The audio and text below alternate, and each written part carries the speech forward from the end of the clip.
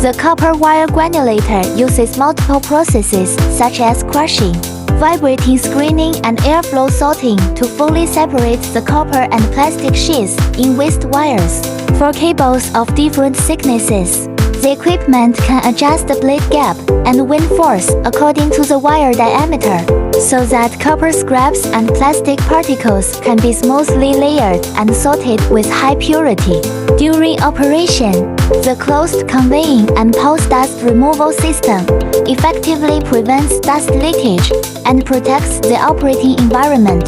The whole machine has a compact structure, small footprint, high degree of automation, and eliminates tedious manual selection steps.